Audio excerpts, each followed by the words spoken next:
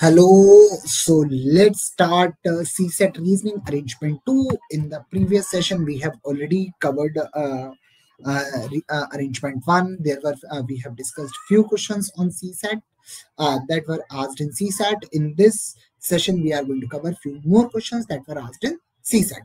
तो CSET में पहले जितने क्वेश्चन आ चुके हैं हम उनमें से कुछ ऑलरेडी डिस्कस कर चुके हैं, कुछ क्वेश्चन हम अभी इस सेशन में डिस्कस करेंगे. सो अभी देख लेते हैं कि कौन कौन से क्वेश्चन आए हुए हैं. So what does it says? The plan of office block of for 6 officers A B C D E F is as follows. ठीक है, अब ये बोल रहा है कि both B and C occupy to the right of the corridor. Okay, so इसका मतलब ये है कि अगर मैं यहां से ये बोलूं कि ये अपना ऑफिस है, ये ऑफिस का एंट्रेंस है, और एंट्रेंस अगर ये है तो राइट में यहाँ पे होंगे 3 लोग और यहाँ पे होंगे 3 लोग, 6 लोग टोटल एंट्री कर रहे हैं. 6 लोगों की बात हो रही है. अब यहाँ पे ये कह रहे हैं कि on the right hand side अपने बी और सी है. ठीक है, A occupies on the left of the corridor, तो इसका मतलब ए लेफ्ट हैंड साइड पे है. ई और एफ अपोजिट साइड में है, मतलब अगर ई इधर होगा तो एफ इधर होगा, अगर एफ इधर होगा तो ई इधर होगा, लेकिन अपोजिट नहीं है, मतलब अगर ई इधर है तो एफ यहाँ पे नहीं हो सकता, ये बोला हुआ है. ठीक है, सो ओके, सी और डी एक दूसरे को फेस कर रहे हैं, इसका मतलब अगर यहाँ पे सी है तो डी यहाँ पे होगा. अब ई और एफ इन दोनों में से एक होगा. ठीक है, E does not have a corner office, F's office is further down the corridor than E's. Okay, so इसका मतलब F भी यहाँ पे होगा और E यहाँ पे होगा. तो हम लोगों ने ये डिसाइड कर लिया है कि ADF यहाँ पे आएंगे और BCE यहाँ पे. ठीक है, अब यहाँ पे इंपॉर्टेंट पॉइंट ये है कि F का ऑफिस जो है वो A के ऑफिस के आगे है. मतलब आप घुसे तो पहले आपको A का ऑफिस मिलेगा, फिर F का ऑफिस मिलेगा. इसका मतलब ये है कि F का ऑफिस ये नहीं हो सकता, F का ऑफिस ये हो सकता है, या फिर F का ऑफिस ये होगा. ठीक, अब वापस से ऊपर आ जाते हैं. यहाँ पे क्या कह रहा है कि एक लाइन है कि E का जो है कॉर्नर ऑफिस नहीं है. ये कॉर्नर ऑफिस है, ये भी कॉर्नर ऑफिस है, मतलब E ना तो यहाँ हो सकता है ना यहाँ हो सकता है. इसका मतलब क्या होगा, E यहाँ पे होगा. ये हमको क्लैरिटी आ गई. ठीक है, अगर B यहाँ पे है, अब यहाँ पे केस बन सकता है कि बी यहाँ पे हो सकता है, सी यहाँ पे हो सकता है, या बी यहाँ पे हो सकता है, सी यहाँ पे हो सकता है. पहला केस ले लेते हैं कि सी यहाँ पे है तो डी यहाँ पे होगा. ठीक है, अब ई के अपोजिट एफ नहीं आएगा, मतलब एफ यहाँ पे आएगा, जो हमारी एक कंडीशन को कॉन्ट्राडिक्ट कर रहा है, ये वाली कंडीशन को. इसका मतलब सी यहाँ पे नहीं हो सकता, तो यहाँ पे कौन आएगा, यहाँ पे आएगा अपना बी. ठीक है, तो यहां से हमको पता चल गया कि यहाँ पे सी नहीं आ सकता, तो यहाँ पे कौन आएगा, यहाँ पे आएगा बी. इसका मतलब यहाँ पे आएगा सी, इसका मतलब यहाँ पे आएगा डी, और ई के अपोजिट एफ नहीं हो सकता, मतलब एफ आएगा यहाँ पे और यहाँ पे आएगा ए. ये अपना क्वेश्चन हो गया, सबका प्लेसमेंट हो गया, सबका अरेंजमेंट आ गया. अब क्वेश्चन क्या कह रहा है, E sits in his office and faces the corridor, मतलब E यहाँ पे बैठा हुआ है और यहाँ की तरफ देख रहा है. उसके लेफ्ट में कौन बैठा हुआ है, तो E का लेफ्ट जो होगा वो इस डायरेक्शन में होगा, तो E के लेफ्ट में C बैठा होगा. So answer of this question is going to be option C, that is C is sitting to the left of E.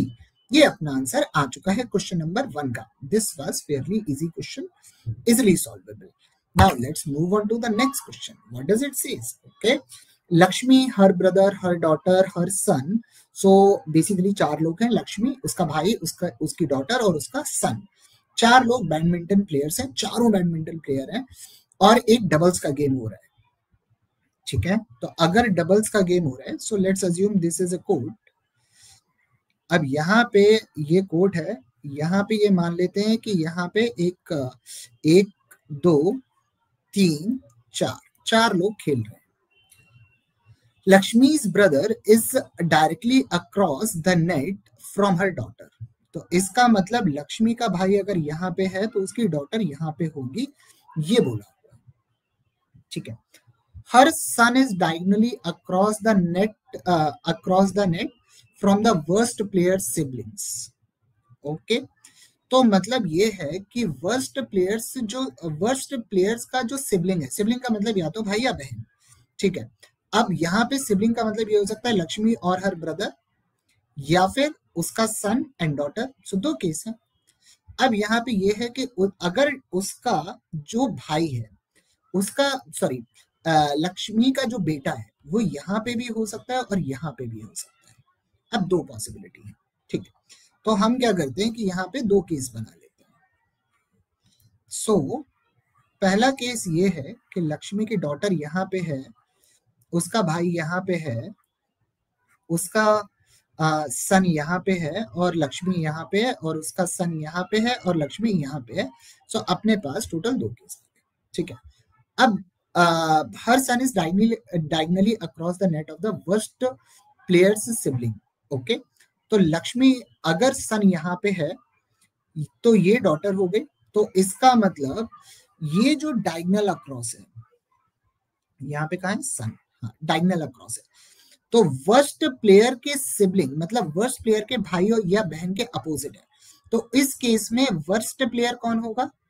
ये होगा अपना सन ही होगा, ठीक है। दूसरा केस ये ले लेते हैं कि अगर यहाँ पे सन है तो वर्स्ट प्लेयर का सिबलिंग के अपोजिट है, तो वर्स्ट प्लेयर यहाँ पे कौन होगा? लक्ष्मी। सो यहाँ पे दो केस ये बनेंगे कि वर्स्ट प्लेयर या तो उसका सन हो सकता है या लक्ष्मी खुद हो सकती है, इसके अलावा और कोई केस पॉसिबल नहीं है। अब यहाँ पे ये कह रहे हैं कि द बेस्ट प्लेयर और the worst player are on the same side, ठीक है। अगर ये वर्स्ट प्लेयर है तो बेस्ट प्लेयर ये होगा क्योंकि दोनों सेम साइड है, अगर ये वर्स्ट प्लेयर है तो ये बेस्ट प्लेयर है क्योंकि दोनों सेम साइड है। ये थर्ड स्टेटमेंट कह रहा है now what is the question says who is the best player. पहले केस में who is the best player, that is Lakshmi's brother.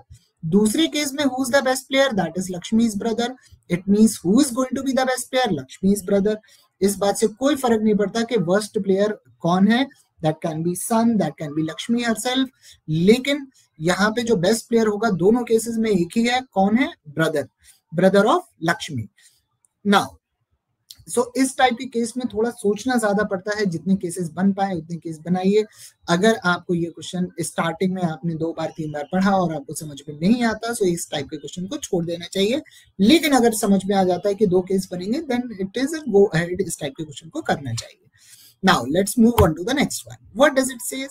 So it says consider the following relationship among family members of.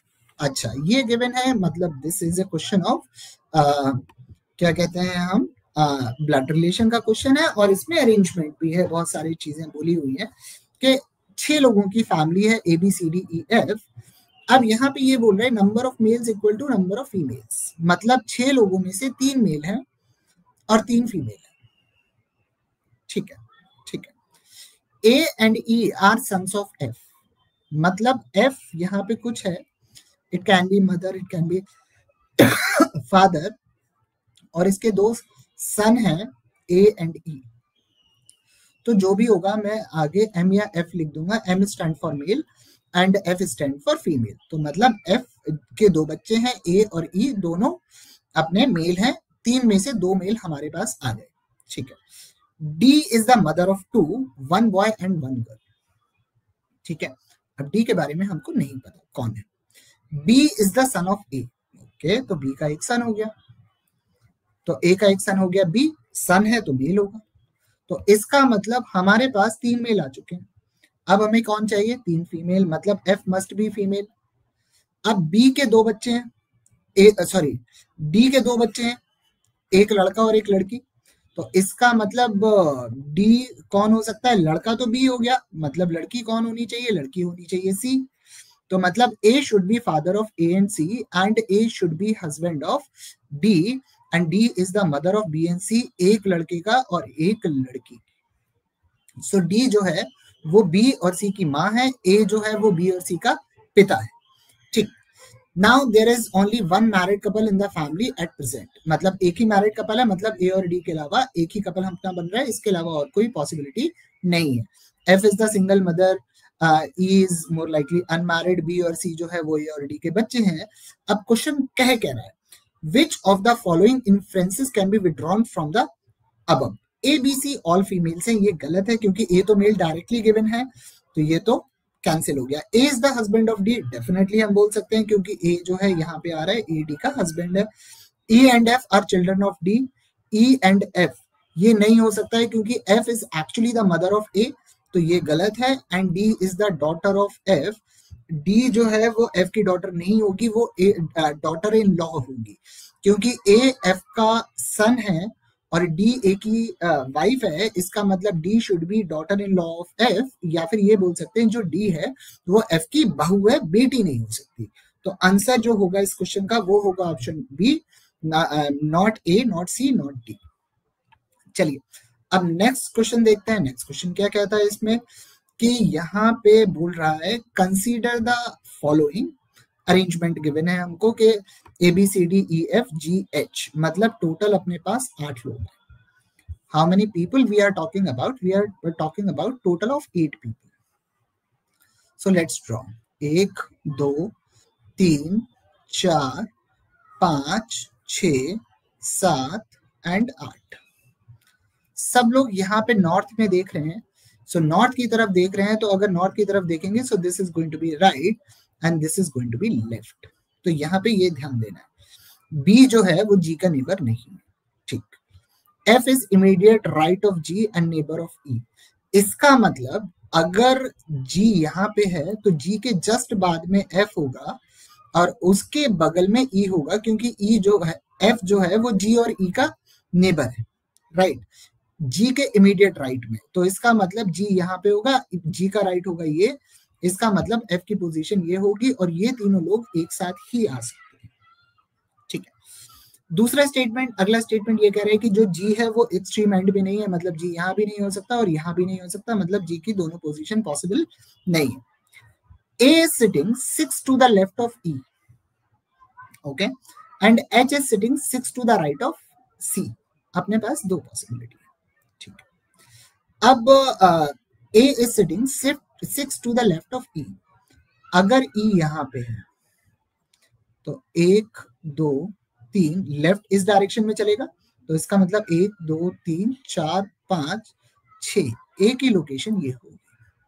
I am drawing second case, second case is going to be what, 1 2 3 4 5 6 7 और 8, मतलब अगर E यहाँ पे है तो ए यहाँ पे होगा, मतलब दो पॉसिबिलिटी है, ई यहाँ पे हो सकता है, ए यहाँ पे हो सकता है, या ई यहाँ पे हो सकता है, ए यहाँ पे हो सकता है, ठीक।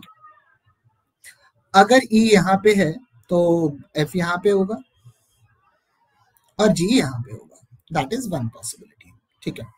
दूसरा स्टेटमेंट ये है कि H is 6 to the right of C, अगर ई यहाँ पे है तो एफ यहाँ पे होगा, जी यहाँ पे होगा, दैट इज सेकेंड केस, ठीक।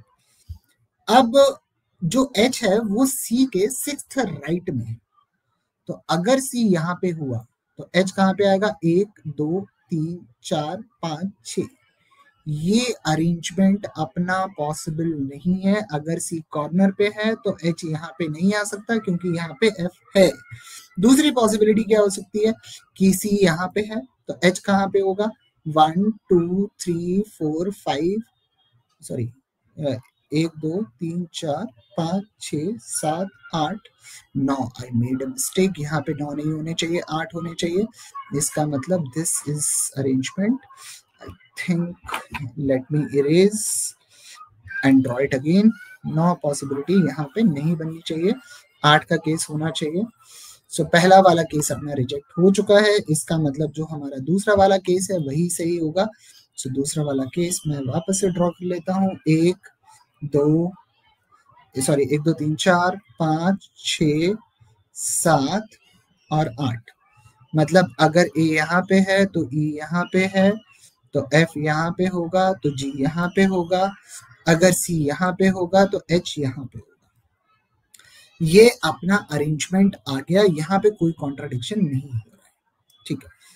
बी जो है वो जी का नेबर नहीं है, इसका मतलब बी यहाँ पे नहीं हो सकता है, इसका मतलब बी यहाँ पे होगा और यहाँ पे डी आएगा जो आखिरी आदमी बचा है। ठीक है, अब ऑप्शन देख लेते हैं कौन सा सही है। C is the immediate left of A. A के लेफ्ट में कोई हो ही नहीं सकता क्योंकि ए तो लेफ्ट मोस्ट पॉइंट पे बैठा हुआ है, मतलब ए गलत है। D is immediate neighbour of B and F, ये भी नहीं है क्योंकि जो डी है वो बी और जी का नेबर है, ये भी नहीं हो सकता है। अगला देख लेते हैं, G is immediate right of D. G is immediate right of G, जो सही है क्योंकि डी यहाँ पे बैठा है और डी का राइट ये चल रहा है। सो जो जी होगा वो डी के इमीडिएट राइट में बैठा हुआ है, तो आंसर अपना इस क्वेश्चन का जो आएगा वो होगा ऑप्शन सी, और इसके अलावा और कोई आंसर पॉसिबल नहीं है। उसके अलावा ये है ए और ई एक्सट्रीम एंड्स पे है, ये आधा स्टेटमेंट सही है क्योंकि ए एक्सट्रीम एंड पे है, दूसरे एक्सट्रीम एंड पे एच है, ई नहीं है, इसलिए अपना चौथा स्टेटमेंट पूरा सही नहीं हो सकता। ठीक है, तो आगे चलते हैं। What next question is asking, next is अपने पास चीजें गिवन है Q5 to Q7, मतलब अगले 3 क्वेश्चंस के लिए सेम अरेंजमेंट है। A B C D E F G, मतलब टोटल 7 लोग हैं, 7 लोग डिफरेंट सिटी से हैं। हैदराबाद अपना हो गया, दिल्ली हो गया, शिलोंग हो गया, जयपुर हो गया, कानपुर हो गया, चेन्नई हो गया, मुंबई हो गया और श्रीनगर हो गया। ठीक है, सेम ऑर्डर नहीं है, ऑब्वियसली सेम ऑर्डर नहीं होगा। Who participated in conference, अच्छा ठीक है। Each of them specialized in a different subject: economics, commerce, history, sociology, geography, mathematics, stats. Not necessarily in the same order. Fair enough, fair enough. अब आगे क्या बोल रहा है ये देख लेते हैं। So whenever you get these kind of questions, what is the standard approach? Just make a table. ठीक है, टेबल में क्या, एक नाम हो गया, एक सबका सब्जेक्ट हो गया, एक अपना सिटी हो गया। पहला क्वेश्चन, पहला स्टेटमेंट क्या है, इसमें कह रहे हैं कि lecturer from Kanpur is specialised in geography. तो जो कानपुर वाला आदमी होगा वो अपना ज्योग्राफी का बंदा होगा, जो भी है, मतलब ये दोनों चीजें एक साथ आएंगी, या तो ए में आएंगी या बी में आएंगी या सी में आएंगी, जो भी है। जो डी है वो शिलोंग से है, ठीक है, जो डी है वो शिलोंग का बंदा है, ठीक है। सी जो है वो दिल्ली से है, तो सी जो है वो दिल्ली से है, and C specialise in sociology, तो ये सोशियोलॉजी में आ गया, ठीक है। बी ना तो हिस्ट्री पढ़ाता है ना मैथ्स, सो जो बी है, बी का हिस्ट्री और मैथ्स दोनों ही नहीं होगा। ए जो है, ए का जो सब्जेक्ट है वो है इकोनॉमिक्स, ठीक है, इज इको, एंड ए जो है वो हैदराबाद में नहीं है, ए जो है वो हैदराबाद में नहीं है, ये बोल रहा है, ठीक है। एफ जो है वो कॉमर्स का है, एफ जो है वो कॉमर्स का है, ठीक है, और ही F belongs to Srinagar, so this belongs to Srinagar, ठीक है। जो जी है वो स्टैट्स का है, ठीक है, स्टार्ट्स का है, और जी जो होगा वो कहाँ का है, चेन्नई का है। अब ये चीजें अपने पास तो आ गई। अब यहाँ पे सीन ये है कि अपने पास ज्योग्राफी और कानपुर का जो है वो अपने पास 2 पॉसिबिलिटी है। वो ए में तो आ नहीं सकता क्योंकि ए में इको है, डी में इसलिए नहीं आ सकता, शिलोंग में है। अब वो या तो बी में आएगा या ई में आएगा। तो अगर मैंने ई में ज्योग्राफी और यहाँ पे कानपुर डाल दिया, सो यहाँ पे मेरे पास 2 ही सब्जेक्ट बचेंगे, हिस्ट्री और मैथ्स, जो दोनों में से एक सब्जेक्ट बी में आएगा ही आएगा। इसलिए ज्योग्राफी और कानपुर यहाँ पे नहीं हो सकता। इसका मतलब यहाँ पे क्या होगा, ज्योग्राफी होगा, और यहाँ पे क्या होगा, कानपुर, ठीक है। अब यहाँ पे हैदराबाद, यहाँ पे ए के पास नहीं हो सकता है, तो हैदराबाद यहाँ पे होगा, और यहाँ पे जो बचा हुआ सिटी है मुंबई, एक ही सिटी बची हुई है, तो वो मुंबई यहाँ पे आ जाएगा। अब लेकिन यहाँ पे हमको कोई आइडिया नहीं है कि मैथ्स आएगा या हिस्ट्री आएगा, so I don't know, so I am just taking both the possibilities that history और मैथ्स कौन सा आएगा वो हम आगे क्वेश्चन में देख लेंगे। अगर क्वेश्चन में कुछ जरूरत होगी विल थिंक समथिंग एल्स, अगर जरूरत नहीं होगी then it means arrangement is fine. Now we are going to see question number 1. What does it say? Who specializes in geography? So who specializes in geography? That's going to be a person B. तो अपना question number 1 का जो answer होगा वो होगा B, and that's option A. Okay. To which city does lecturer specialized in economics belong? Economics का जो वो है वो ए है और किस सिटी में है? मुंबई में. So my answer of question number 2 और question number 6 is going to be Mumbai. That's option B. Okay. Now move to question number 7. Who of the following belongs to Hyderabad? तो हैदराबाद में हमने जब निकाला था तो हैदराबाद में बी नहीं आया था, हैदराबाद में आया था E. So who belongs to Hyderabad? That's going to be E. So answer of this question is going to be option B. So अगर हम इसमें एक चीज देखें कि हमें इस पूरे सेट में कहीं भी मैथ और हिस्ट्री की जरूरत नहीं पड़ी. So whenever we solve these kind of questions, हमेशा एक बार क्वेश्चंस को देख लेना चाहिए जिससे हमारे पास एक क्लैरिटी आ जाए कि हम जिस चीज में स्ट्रगल कर रहे हैं हो सकता है उसकी जरूरत ना हो. Because I am still unable to figure out कि डी का सब्जेक्ट क्या है, वेदर इट इज मैथ और हिस्ट्री, ई का सब्जेक्ट क्या है, हिस्ट्री और maths. I have no idea. लेकिन अगर हम क्वेश्चन सॉल्व कर रहे हैं तो हमें उस क्वेश्चन में इसको सॉल्व करने की जरूरत भी नहीं है. सो इसीलिए I am going to leave this arrangement in multiple possibilities itself, क्योंकि इसकी जरूरत हमें क्वेश्चन को सॉल्व करने में नहीं पड़ रही है. सो with this I'm concluding this session. If anyone has any doubt, just drop a message or any question in the comment box, and we'll get back to you as soon as possible. And thank you.